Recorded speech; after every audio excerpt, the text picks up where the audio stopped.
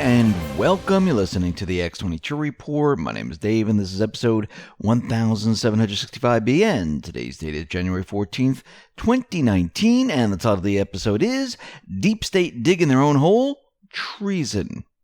Before we get started, we know the Deep State is watching and monitoring. We've been listening to Q, and Q told us that 8chan is the only board Q will communicate on. 8chan allows you to post anonymously, so why don't you search anonymously using a VPN? Virtual Shield does not keep logs, will never sell your data to a third party. This winter month, Virtual Shield is offering 30% off all VPN plans and all premium add-on plans for as low as $3 per month. And don't forget about IdentiSafe, which allows the customer the ability to block off computer, microphone, and camera access. So check out the link below and start protecting yourself today, because we all have the right to remain private. Let's get into the economic collapse, political and geopolitical news.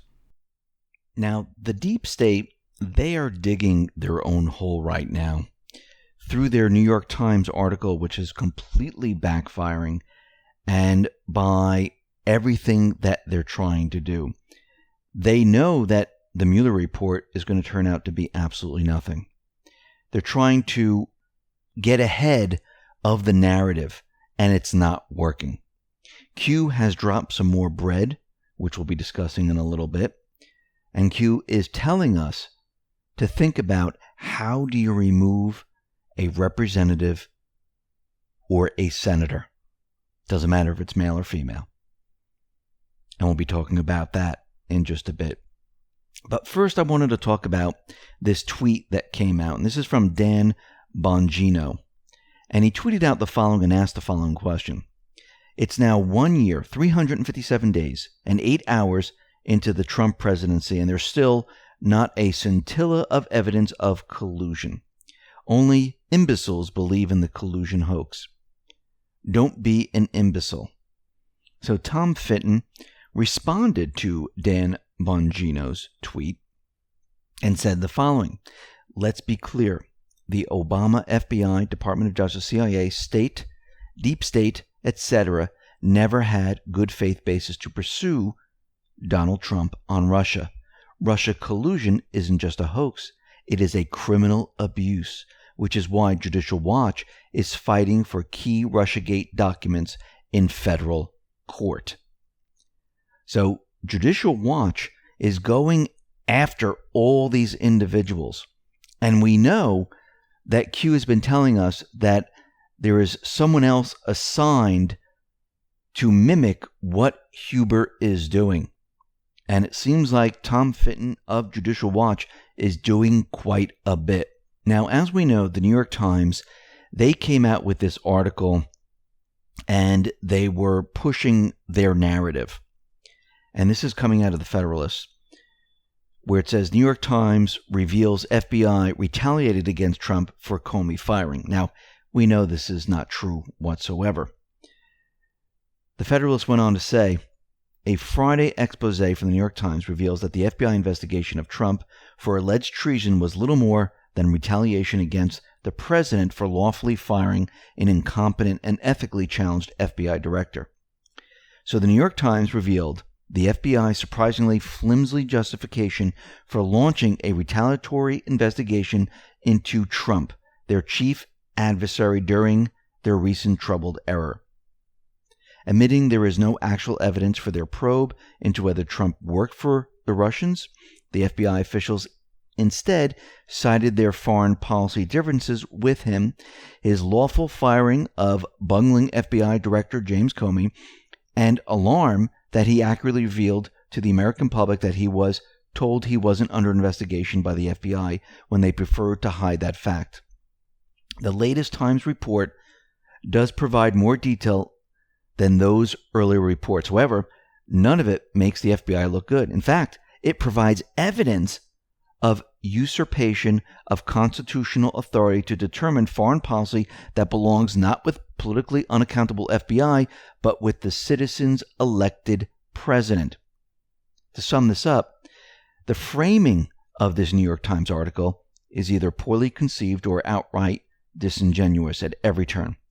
Using the completely lawful and constitutional firing of the bumbling Comey as pretext for opening a criminal investigation into president is a grand abuse of power by the FBI. Attempting to overtake the authority to determine U.S. foreign policy from the lawfully determined President of the United States is a violation of the U.S. Constitution. For one of the nation's largest newspapers to suggest that this makes the President and not the FBI look bad actually validates two of Trump's biggest complaints. The media are hopelessly biased, and there really is a deep state out to overturn the 2016 election. Now, Mark Meadows, he responded to the New York Times article by tweeting the following. The New York Times piece on the FBI investigating Trump was intended to absolve FBI leadership. It actually does the opposite. It reveals FBI chose to investigate POTUS to retaliate against him for firing Comey. They never had any real evidence but opened an investigation anyway. Unreal. Now, Devin Nunes came out and he said the following. The New York Times bombshell report on counterintelligence investigation into Trump's ties to Russia only strengthens the argument that the FBI has no evidence of collusion against the Trump team. Their whole entire push to control the narrative completely failed. And when everyone is reading this article, it's showing the opposite. And it looks like Comey and the rest, they are in trouble. Now, we know that William Barr is Trump's pick for Attorney General. And I believe he picked Barr on purpose. And a lot of people are saying, well, Barr is friends with Mueller. And I believe that Trump definitely wants Barr in there. And he wants everyone to know that, yes, they are friends, which means most likely he'll be confirmed. Now, this sounds crazy, but Barr is out there and he's saying the following. It is vitally important that the special counsel Robert Mueller is allowed to finish his investigation. Trump, the Patriots, they want Mueller to finish the investigation.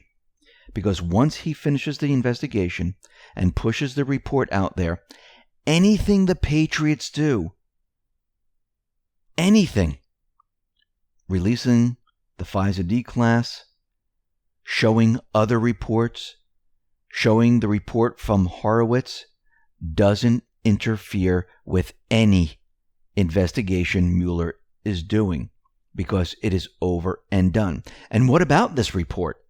Aren't people worried that it's going to show Russian collusion? It's going to show absolutely nothing. And we're starting to get indication that Mueller's report really has nothing in there. Now, of course, the deep state, Schiff and the rest, Nadler, they're going to make this a really big deal. MSNBC and all of them, they're going to go, oh my God, the Mueller report's out. It's unbelievable. It shows this, it shows that, and it's unbelievable. But as people start to read it, people start to understand it, they're going to start to realize that there's nothing there whatsoever. We're already getting some indication that the Mueller report really is a nothing burger. This is Ryan Saavedra. He tweeted out the following. ABC News, Jonathan Karl on Mueller's upcoming report. People who are closest to what Mueller has been doing, interacting with special counsel, caution me that this report is almost certain to be anticlimactic. Dershowitz is out there, and it looks like he's laying the groundwork for this report. And let me just read a part of this and what Dershowitz is saying here. There is much speculation in the media about special counsel Robert Mueller allegedly securing evidence of collusion between the Trump campaign and Russian operatives. Revelations in some documents growing out of the Paul Manafort case suggest that Manafort, while heading the Trump presidential campaign, may have provided internal polling data to Russian operatives and thus may have colluded with them. But we know it's not Russia, it was really Ukraine. We don't know whether the evidence supports such a conclusion, but let's assume, for a purpose of legal analysis, that Mueller does come up with compelling evidence of collusion between the Trump campaign and Russian operatives. A search of criminal statutes makes clear that such collusion by itself would not constitute a crime. There is no statutory crime of collusion, except between business competitors in the antitrust context. collusion between a presidential campaign and a foreign power would certainly be a political sin, but it would not be a federal crime without proof of conduct that is specifically prohibited by statute. So what would Mueller's legal responsibility be if he came to the conclusion that members of the Trump campaign colluded with Russia operatives without committing any federal crimes? Would it be proper for him to include evidence of such non-criminal collusion in his report? Would it be proper for him to opine on the propriety of such non-criminal collusion? Mueller is a special counsel rather than a line prosecutor, and the rules governing special counsel provide for the issuing of a report to the Attorney General, who may then choose to make the report public. But special counsels are still prosecutors, endowed with the power of prosecutors to indict or not indict. They also are constrained by the inherent limitations on that power applicable to all prosecutors. Do those limitations include constraints on the authority of prosecutors to disclose and opine on non-criminal behavior uncovered during their investigations? A report that alleges non-criminal political sins does not lead to a trial at which counter evidence can be presented. For that reason, it may not be the proper role of a prosecutor or a grand jury to issue a general report about possible non-criminal collusion between the Trump campaign and the Russians. And what I believe Dershowitz is doing, he's laying the groundwork that if there is non-criminal collusion or anything that's non-criminal, there's no reason to include this in the report. Now again, if we go back, he was using the example of Manafort, which we know Manafort didn't do this with Russians. He actually did this with Ukrainians. We know that in the New York Times, well, they corrected their piece, of course, not the headline, but way down below, they corrected it. But he's saying that if there's nothing in there, it shouldn't be presented if it's not criminal. And he's laying the groundwork for all of this because we know what's going to happen. Mueller is going to come out with this report, and the deep state's going to go crazy over it. The mainstream media is going to go crazy over it, just like they did with Russian collusion, just like they did with the New York Times article. But there's going to be absolutely nothing in there. And Dershowitz is saying that Mueller should not include any of this stuff if it's not criminal. And remember, according to Q, Mueller is working to save himself. He's involved in the Uranium One scandal. Remember that. So the deep state knows that Mueller's report will show no collusion. Yes, the mainstream media, they'll make it seem that Trump is guilty, but this will fade away as more and more people actually read the report. For this reason, the mainstream media, the deep state, are using everything they have right now, and that's why Trump tweeted out the following. The fake news gets crazier and more dishonest every single day. Amazing to watch as certain people covering me and the tremendous success of this administration have truly gone mad. Their fake reporting creates anger and disunity. Take 2 weeks off and come back rested. Chill. So we can see right now they are preparing for what is coming. And they've been building the narrative that Comey struck Page, Clinton, Brennan. They're all guilty of treason. And think about how many CEOs, how many government officials, how many people have been fired or resigned or are protecting themselves in a certain way, and why all of this is going on with Trump in presidency, because we've never seen this before. Now, Trump, he's sitting there waiting for the Democrats to talk about the spending bill to end the shutdown, which I don't believe Trump actually wants to end the shutdown just yet. He doesn't want to use the national emergency, and we discussed this in the economic report. And if you would like to listen to that, you can listen to that. But right now, the Democrats, they are down in Puerto Rico, and this is coming out of the Washington Examiner. They're saying 30 Democrats and 109 lobbyists have been gallivanting around the beaches of San Juan since Friday. The group also watched the Broadway musical Hamilton and attended several high-profile parties. So the trip was organized by a Congressional Hispanic Caucus, Bold PAC, which stated it was conducting business over the weekend and holding a roundtable discussion on the ongoing cleanup relief for Hurricane Maria. The hurricane claimed 3,000 lives and left thousands without electricity for months, but these people are enjoying themselves on the beach. And we see that certain individuals have been spotted down in Puerto Rico. Senator Bob Menendez was on the beach at the resort in Puerto Rico on day 22 of the partial government shutdown. We see Trump. He reported, "I'm in the White House waiting. The Democrats are everywhere but Washington as people await their pay. They're having fun and not even talking." We had Sarah Sanders come out and she weighed in. "Democrats in Congress are so alarmed about federal workers not getting paid, they're partying on the beach instead of negotiating a compromise to reopen the government and secure the border."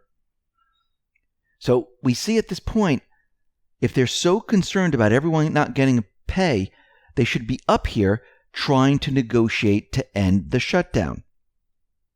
Trump, he's working in the background right now. A lot of these departments, they're going to be gone after this. A lot of these people, they're going to be given pink slips because they will not be needed.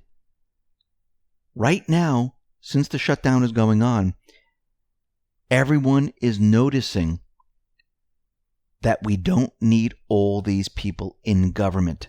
It is not necessary. A lot of the departments are working a lot better without these people. And a lot of these people were brought on by the deep state to bloat the government and have many, many people on their side to saboteur the president.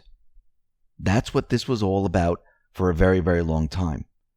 Keep all these people there so no matter who comes in, nothing ever gets done. Now, Trump tweeted out the following. "The Trump portrait of an unstable border crisis is dead on. In the last 2 years, ICE officers made 266,000 arrests of aliens with criminal records, including those charged on or convicted of 100,000 assaults, 30,000 sex crimes, and 4,000 violent killings. America's southern border is eventually going to be militarized and defended, or the United States, as we have known it, is going to cease to exist. And Americans will not go gentle into the good night. Patrick Buchanan. The great people of our country demand proper border security now." Now, it's very interesting that he mentioned the quote, "and Americans will not go gentle into the good night," because if we go back to post 2645, Q put up, "we will not go silent into the night," which is almost the same thing that Trump just said. Now, we know out in Syria, the troops are being withdrawn, equipment is being withdrawn, and Trump tweeted out the following. "Starting the long overdue pullout from Syria while hitting the little remaining Islamic State territorial caliphate hard, and from many directions. Will attack again from existing nearby base if it reforms. Will devastate Turkey economically if they hit Kurds. Create 20-mile safe zone. Likewise, do not want the Kurds to provoke Turkey. Russia, Iran, Syria have been the biggest beneficiaries of the long-term U.S. policy of destroying the Islamic State in Syria, natural enemies. We also benefit, but it is now time to bring our troops back home. Stop," and this is in all caps, "endless wars." These wars were created by the deep state. They were meant to be endless, ongoing, never-ending. Because why? Because as you have a regime change and you put the government you want in place, not the government the people voted for, the government that the deep state wanted in place, the people of those countries will always fight back. And this is why those people that were fighting back, they were called Al-Qaeda. And this is why they passed a law where they were allowed to strike at terrorist groups, but they weren't really the terrorist groups. They were the people of those countries fighting the puppet regime. Remember, Al-Qaeda, the Islamic State, Al-Shabaab, Al-Nusra, all these terrorist groups created by the CIA. It's their paid mercenary army. The people that were fighting the puppet governments, they were called Al-Qaeda so they could use that law to, drone strike them and keep them at bay. Now, Q dropped some more bread here, some more posts, and we're going to start off with post 2672. Gave us an article from Real Clear Investigations, and this article is exclusive. CIA ex-director Brennan's perjury peril. Let me just read a part of this to you here. House Intelligence Committee Chairman Devin Nunes next plans to investigate the role former CIA Director John Brennan and other Obama intelligence officials played in promoting the salacious and unverified Steele dossier on Trump, including whether Brennan perjured himself in public testimony about it, by the way, which he did. In his May 2017 testimony before the intelligence panel, Brennan emphatically denied the dossier factored into the intelligence community's publicly released conclusion last year that Russia meddled in the 2016 election to help Trump's chances of victory. Brennan also swore that he did not know who commissioned the anti-Trump research document, even though senior national security and counterintelligence officials at the Justice Department and FBI knew the previous year that the dossier was funded by the Hillary Clinton campaign. Last week, Nunes released a declassified memo exposing surveillance abuses by the Obama Department of Justice and FBI in their investigation of Trump's ties to Russia. It said that the agencies relied heavily on the uncorroborated dossier to take out a warrant to secretly surveil a Trump advisor in the heat of the 2016 presidential election, even though they were aware that the underlying intelligence supporting the wiretap order was politically opposition research funded by Clinton allies, a material fact that they concealed from FISA court judges in 4 separate applications. Nunes plans to soon release a separate report detailing the Obama State Department's role in creating and disseminating the dossier, which has emerged as the foundation of the Obama administration's Russian collusion investigation. Among other things, the report will identify Obama-appointed diplomats who worked with partisan operatives close to Hillary Clinton to help ex-British spy Christopher Steele compile the dossier. Those are the first 2 phases of Nunes. Well, he's entering a third phase. This third phase is the following. In phase 3, the involvement of the intelligence community will come into sharper focus. The aide, who spoke only on condition of anonymity, said Nunes will focus on Brennan as well as President Obama's first CIA director, Leon Panetta, along with former President's intelligence czar, James Clapper, and National Security Advisor Susan Rice, and Security Advisor turned UN Ambassador Samantha Power, among other intelligence officials. John Brennan did more than anyone to promulgate the dirty dossier. He politicized and effectively weaponized what was false intelligence against Trump. So they're going to go after Brennan and all these people. Nunes is on the third phase of this. So under this, Q wrote, D-House focus on POTUS equals insurance extension from Mueller to House. Grand jury testimony underway in several states. Now, Huber, or the second unnamed U.S. attorney, has been presenting evidence to the grand juries around the country. This includes the evidence for Comey, Clinton, Brennan, and the rest of the gang. Q says attempts to protect themselves will fail. Far beyond political corruption, sedition. Then Q says law governing removal of sitting Congress, MW, Senator, and MW is Congressman or Congresswoman.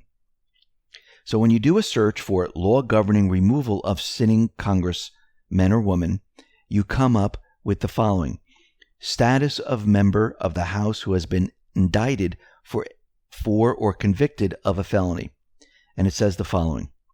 There are no federal statutes or rules of the House of Representatives that directly affect the status of a member of a Congress who has been indicted for a crime that constitutes a felony. No rights or privileges are forfeited under the Constitution. Statutory law or the rules of the House merely upon an indictment for an offense prior to an establishment of guilt under the judicial system. Under House rules, therefore, an indicted member may continue to participate in congressional proceedings and considerations. Under the Constitution, a person under indictment is not disqualified from being a member of or a candidate for re-election to Congress. Internal party rules in the House, however, require an indicted chairman or a ranking member of the House committee or a member of the House party leadership to temporarily step aside from his or her leadership or chairmanship position. As to a conviction of a crime, members of Congress do not automatically forfeit their offices upon conviction of a crime that constitutes a felony. No express constitutional disability or disqualification from Congress exists for the conviction of a crime, other than under the 14th Amendment. For certain treasonous, that's the key word, treasonous conduct by someone who has taken an oath of office to support the Constitution. So think about this for a second. The representative or senator who is indicted and convicted of a felony is not automatically removed from an office. They retain their office, their voting rights, etc. But if there's a person who has been treasonous, that is a completely different story. So how do you remove someone? To remove a representative or senator, under Article 1, Section 5, Clause 2 of the Constitution, a member of Congress may be removed from office before the normal expiration of his or her constitutional term by an expulsion from the Senate. If a senator, or from the House of Representatives, if a representative, upon formal vote on a resolution agreed by 2/3 of the members of that body present and voting. 2/3 of the Senate. Senate was the key. Now, let's look at the 14th Amendment. This is Section 3. No person shall be a senator or representative in Congress, or elector of president and vice president, or hold any office, civil or military, under the United States or under any state, who, having previously taken an oath as a member of Congress, or as an officer of the United States, or as a member of any state legislature, or as an executive or judicial officer of any state, to support the Constitution of the United States, shall have engaged in insurrection or rebellion against the same, or given aid or comfort to the enemies thereof. But Congress may, by a vote of 2/3 of each house, remove such disability.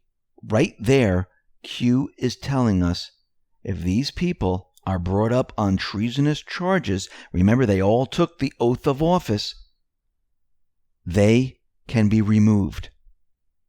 Q finishes up with lights on. Q. Let's move on to post 2673. Q gives us the following, and this is going back to November 3rd, 2018. D Party Con. When you can't raise money organically through party, individual donations, voter base, you steal it from the American taxpayer and give it back to yourself in the form of campaign contributions. Example 1. Planned Parenthood. $1.5 billion provided in taxpayer funding over a 3-year period. Case 1.